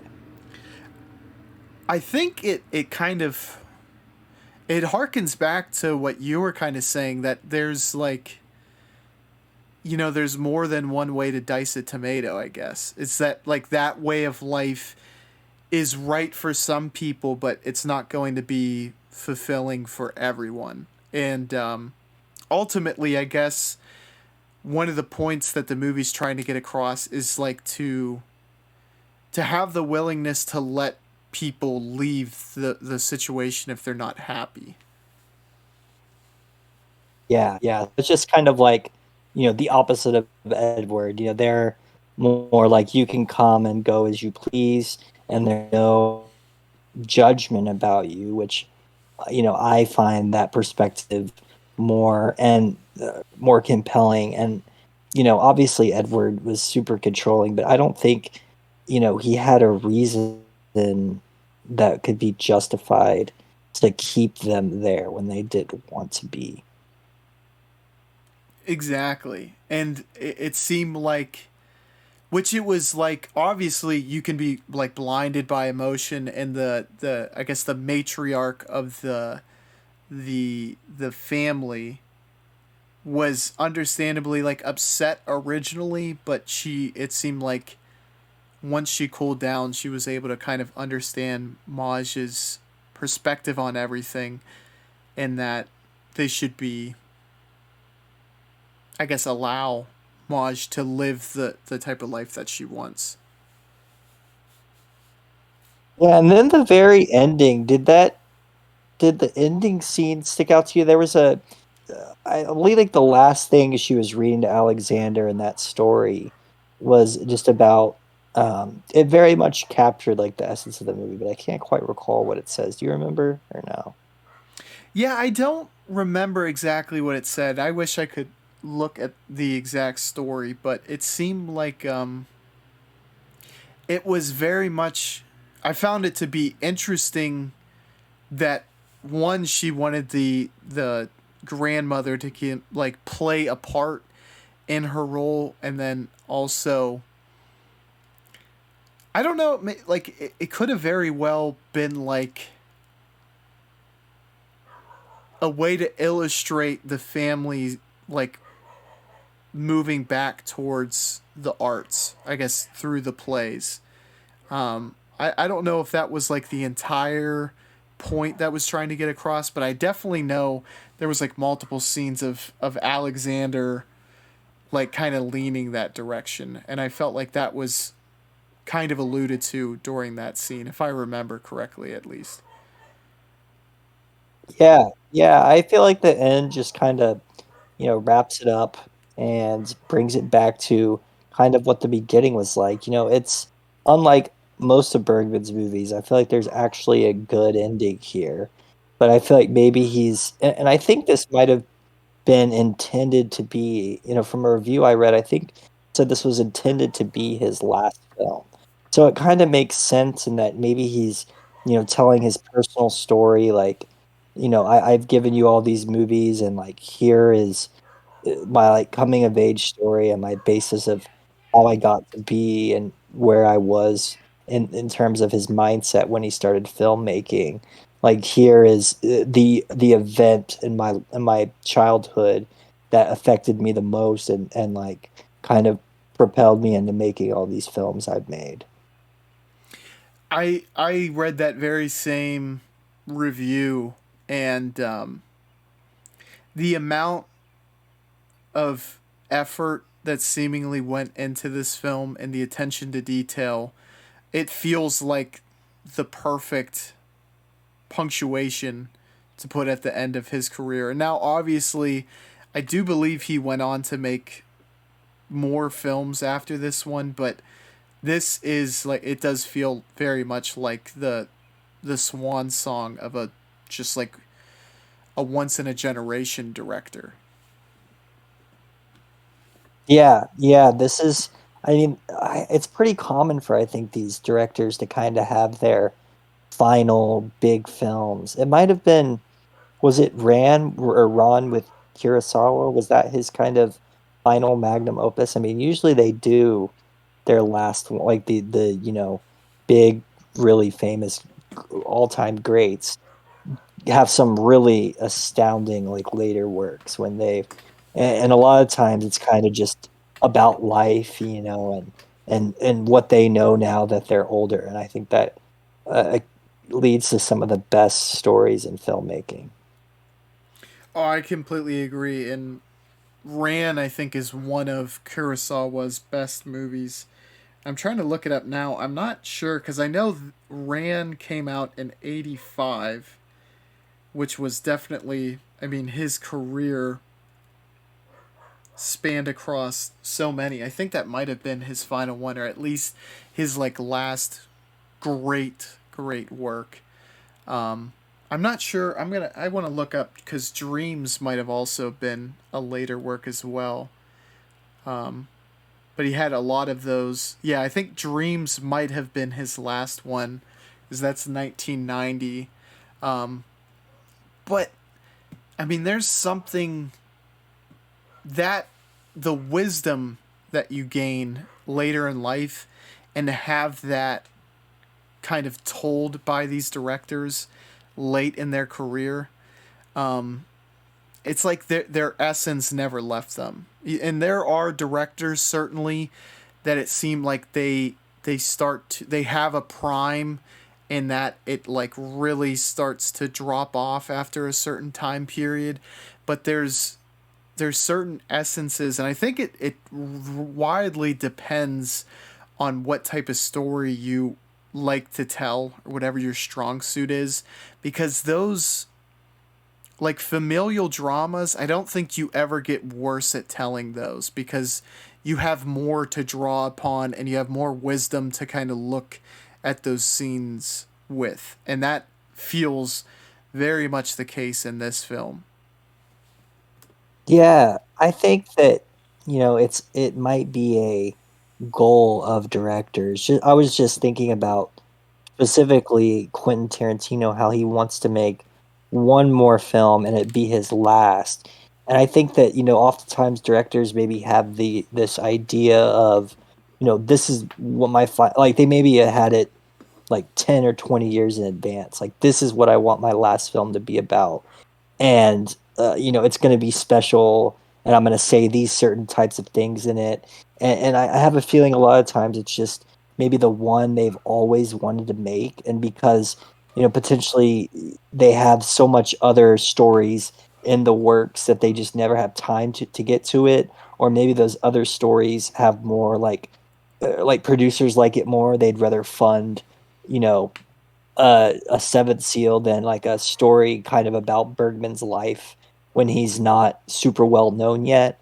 But then when they get to the level of like Tarantino and their um, being famous and getting recognition, then they can finally make that movie they've always wanted to. That's very personal to them. I feel like that is kind of a trend just from some directors I've seen in their later movies. I agree, and it's such a fine balance. And you were talking about all the obstacles that a director would have to face. It's like getting the funding for that final project that is the most meaningful for you is probably the difficulty that a lot of those directors face. Like take for example, like Michael Cimino, someone we talked about, who pretty much used up all of his goodwill on Heaven's Gate. And after that, it's like he probably was never quite able to tell exactly the story that he wanted to tell, or tell a story exact. I might have messed up what I was saying, but I think you get what I'm trying to say. He might have had so much that he wanted to do with a specific story, but it's like, dude, if you're not consistent or become an absolute force in Hollywood or whichever country you're directing movies, you may never get the chance to do what you truly want to do, especially at the end of your career. Yeah, that's I think the problem that a lot of, new directors come in and think, everyone's gonna for sure want to hear this story, because it's important to me and I think it's interesting. When in reality is people want something generally that's more that can be like understood by a wider range and is going to please the audience, a general audience, more than it would a more focused audience, or one that is really trying to like look at the film as something more than entertainment.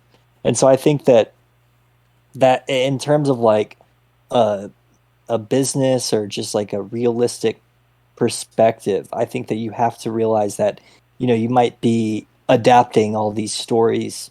You might be making, whatever generic story because that's what you have the rights to, or that's what people are telling you you could make money off of. And then you just kind of, like in other jobs, you kind of got to put the work in, but to a different degree. If you're a really famous worldwide recognized director, you got to really put the work in all these films you might not like as much as that one that you have saved in your mind. And then finally you get to work your way there towards the end of your career. I think it's just an interesting kind of aspect of the movie industry. Oh, I completely agree with you.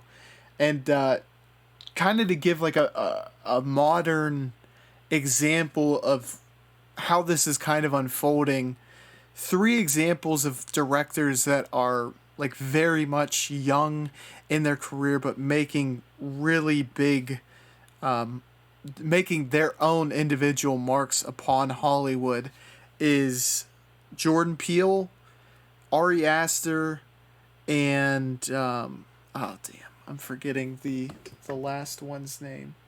Robert Eggers. Those three are like probably the three young directors that I'm most impressed with right now. And while I have yet to see Beau is Afraid, all three of them are on their third movie or have just come out with their third movie.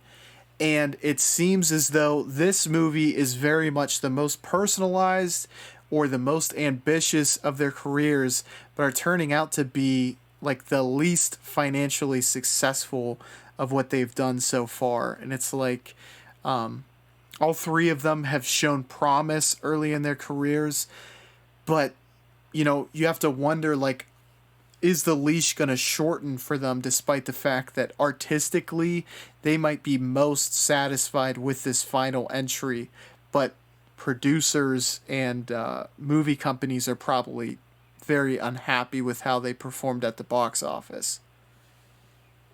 Yeah, yes. Are you talking about the movie specifically, like Beau is Afraid and The Northman for two of the directors? Yeah, and I think Nope, while this one I think is maybe the only one of those three that didn't lose money, I think it made the least amount of money of all of Jordan Peele's projects so far.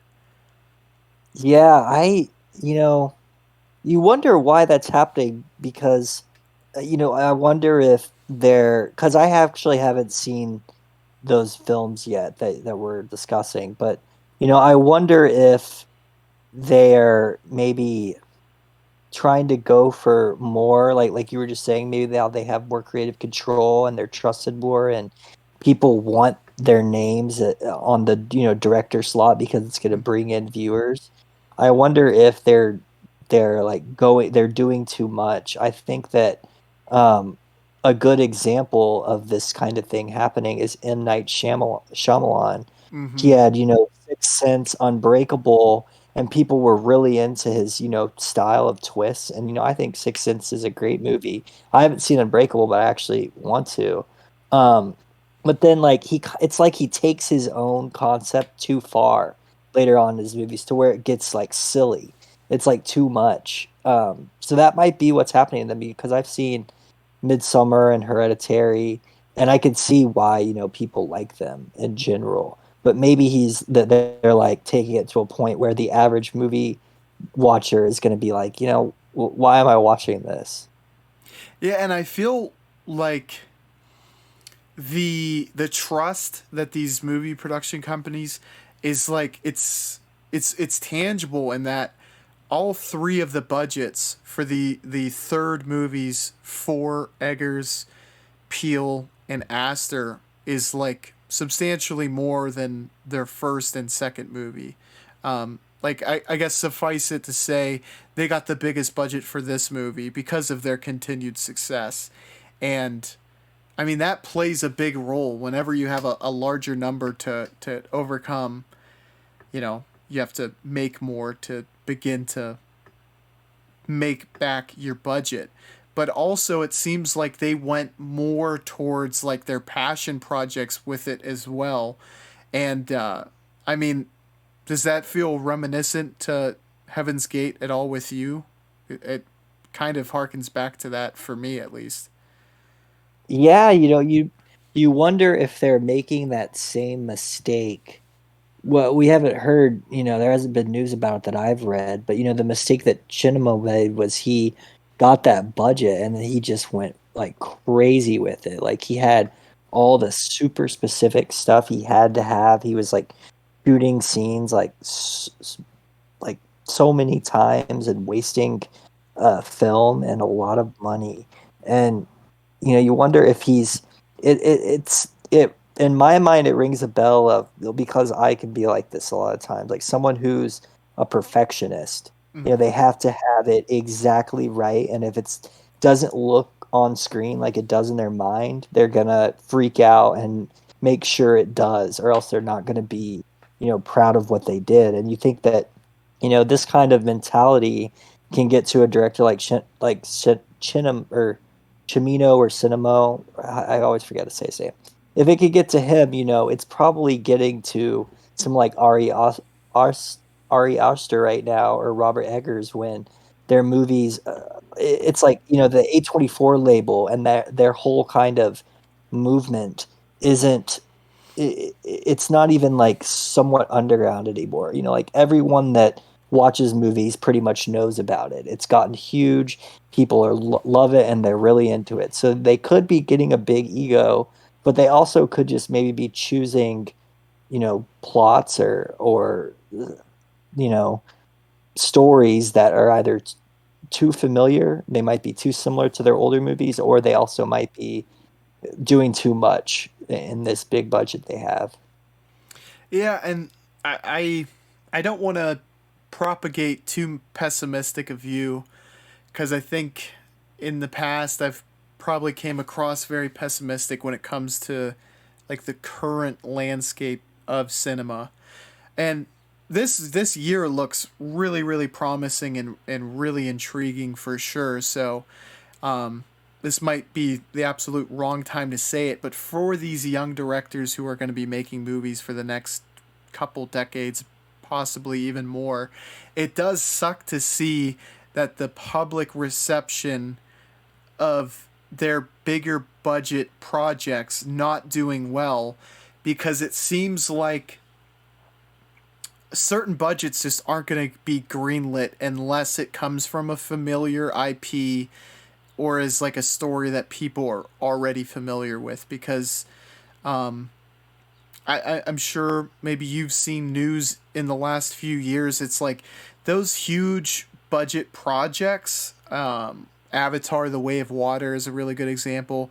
I think the Super Mario Brothers is an example of one that got a really big budget. That is proven to work in the past. Those animated movies, big budget IP movies, make a ton of like money back.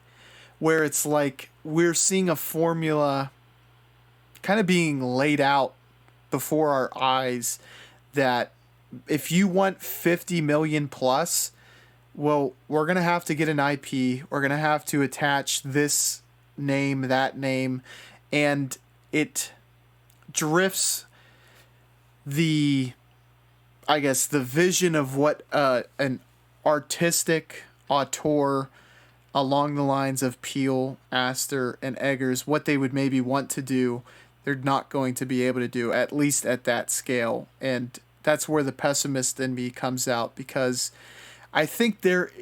I don't know. It's tough to tell because of what they're making at the box office, but those are the types of movies that I think you look back at 10 years afterwards and you feel like made a change in cinema, whereas like a Super Mario Brothers, and I don't want to rag on it because there's obviously an audience for it, but you have to think, I mean, how much did this change the movie landscape? You know what I'm saying? Yeah, yeah. In my mind, I would think of, the three directors we've been talking about as much more similar to, you know, like the 70s auteurs that we had discussed, like a Cimino, a Peckinpah, or Scorsese, because they're making movies and they aren't large IPs, and oftentimes, they're having their own interesting stories, and that's like, the one thing that I try and look for in a movie, a director that has a vision and isn't just hired to make the project because you want them to have passion for it. And you feel like these, especially like with someone like Jordan Peele, where all his movies are similar in a way. They feel like Jordan Peele movies. He obviously has a style, and he's making movies in that style, and that's like the whole auteur idea. So it's kind of is pessimistic and scary to think that maybe those kinds of movies just aren't going to perform well modernly, or they're going to perform well enough but not well enough to have 500 million dollar budgets like a new Guardian of the Galaxy movie or a Mario movie, where it's like everybody could potentially want to go see that, where I feel like it's not like you can distinguish people and be like, oh, this person wouldn't want to see the new Jordan Peele movie, but they sure want to see the Mario Bros movie. But it's like there's a line of people that will go see, like a new superhero movie, but they would never go see, one of these, movies from these three directors. Do you know what I'm trying to say? Oh, I completely agree, and that matches up super well with public perception, just the reality of the movie business. I think the only hope is that the production companies, and I think A24 is maybe behind all three. I could be wrong, but I believe that to be the truth. Is that they are committed in the long term of helping these directors like create resumes of like these great movies that gain cult followings, to where it allows these directors to almost build their names up to the fact that it's like, if Ari Aster comes out with a new movie, people are going to want to see it. And they're so early in their progression that I don't think that is like completely instilled yet, but I do think in the coming years that could easily happen. Like if they have 5 movies where the production company just kind of lets them do what they want, taking minimal losses, that people are going to say like, "Oh, I saw one of their movies and it was amazing. I want to see him again." Which is like, that's kind of already where I'm at, where like when I heard Eggers was coming out with The Northman, I wanted to see it. When I heard Peele, Aster came out with their new movies, it immediately was intriguing to me just because they had built that kind of mystique and prowess in my mind. And I'm hoping that's what they're trying to achieve. I think that's one of the main hopes for this new generation, is that they stay true to the process, I guess. Yeah, yeah, and I would also, my personal like favorite newer one would be the Safdie brothers. I would throw them in there too. They are tremendous. And I can't speak to their monetary success. I would imagine they have been successful, but speaking from an artistic perspective, I am a huge fan of Good Times and absolutely love Uncut Gems. I mean, they're amazing. Yeah, yeah, those are I'd say like my current favorite movie in the last 10 years would probably be Good Time and Uncut Gems. I love both of those. I do have to say, and this whole discussion reminds me so much of our Michael Cimino episode, but we're getting, I think, is likely going to be some of the final projects, perhaps, of some of the like great directors, and like maybe not the absolute final movie, but one of the last movies where it's like we have a generation of directors that are nearing their end, and it's an interesting time that we're getting to see these new guys bubble up along with like some of the great final projects. I mean, Michael Mann is coming out with a movie this year. Oh, Um, really? yeah, I think he's coming out with a movie. I believe it's Ferrari with Adam Driver. He's the guy who plays Kylo Ren. He's Oh, also, yeah, yeah, yeah. that should be really, really exciting. Ridley Scott is doing a Napoleon Bonaparte biopic with Joaquin Phoenix. Um, Scorsese is doing a movie with Leonardo DiCaprio called Killers of the Flower Moon.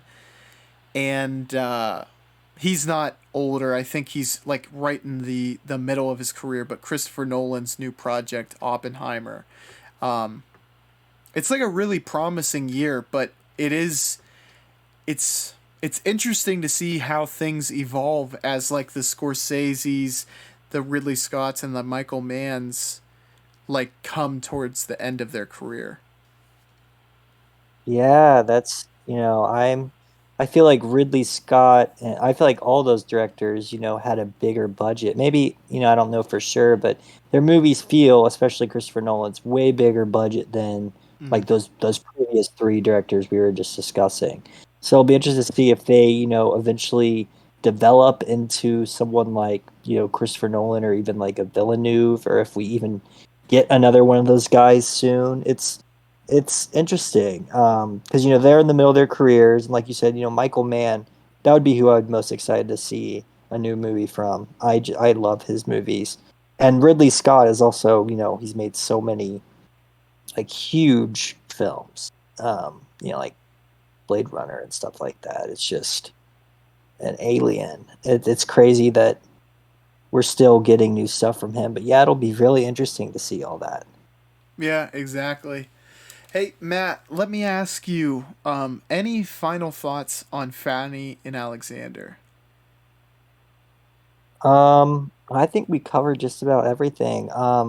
But I would say this is, you know, I this is like peak Bergman, like all Bergman's ideas kind of encapsulated in a single movie. And so I'd say if you like any Bergman film, you would probably love this. I think it's just very widely appealing. It's easy to love.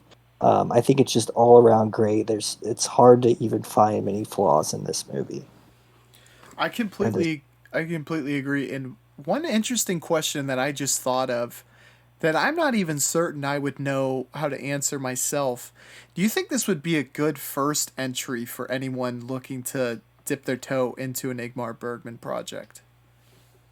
Yeah, I was thinking that too, and you could say no, because part of the reason I do like it is because I realize that it's kind of a theme of all his films. But at the same time, you could say, yeah, watch this series, and if you're up to watching the whole series and you actually like it, then there's no doubt that you'll love Bergman's other movies. So I think it would be a good starting point. Yeah, I had the exact same thought process as you. Is like, would they appreciate it all being in one thing?